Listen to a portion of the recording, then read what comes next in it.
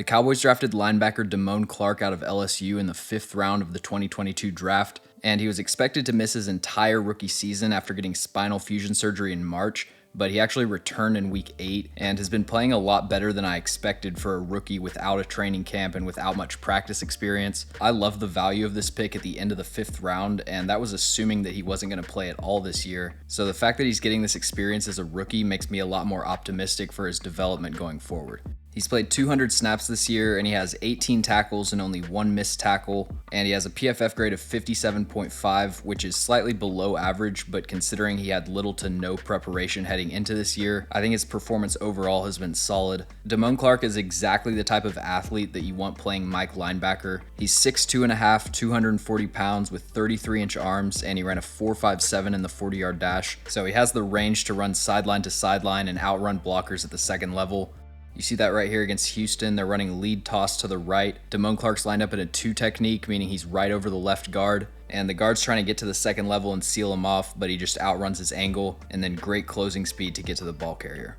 But it isn't just straight line speed, he also has the ability to keep his body square with the line of scrimmage and shuffle with the flow of the run without losing his pursuit angle. But one of his biggest strengths as a draft prospect actually hasn't showed up on his NFL film yet, and that's the ability to engage with blocks. Like I said, he has 33-inch arms, so in college he was dominating blocks at the point of attack. He was really consistent about using that length to create separation from blockers, but I don't think Damone Clark has caught up mentally to NFL speed, which is understandable considering he has pretty much no experience, and that extra ounce of indecisiveness has limited his ability to engage with blocks violently.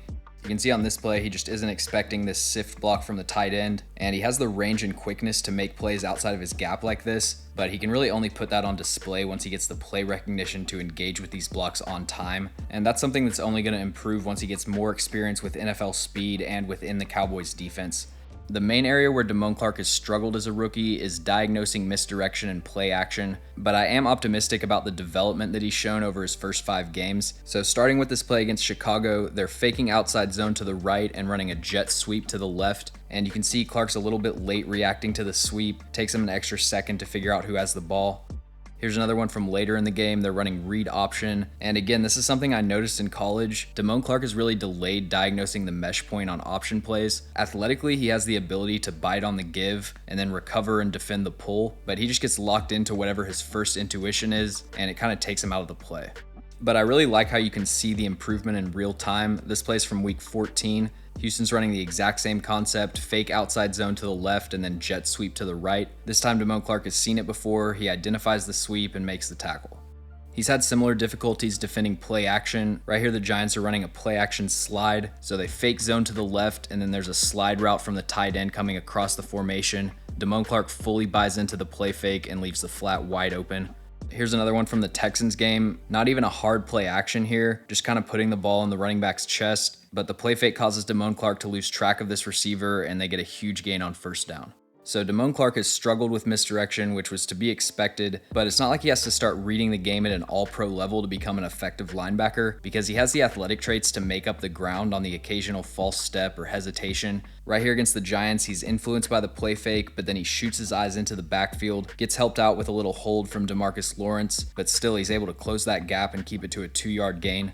Another one against the Colts, they're running a play action slip screen. So he bites on the play action, they run the screen to Mo Alley Cox, but then he recovers and finds the football and then does a great job finishing this tackle with his length and forcing a fumble. He's also had some issues reading route combinations and zone coverage. There were a couple times in the Minnesota game where they got him on this bow concept, where you have a hitch route underneath from the number 2 and then a dig route over the top from the number 1. Right here, the Cowboys are in cover 2, so Trayvon Diggs is the flat defender. He's not going to carry this dig route over the middle. So Clark needs to come off this hitch route and get depth to defend the deep hook.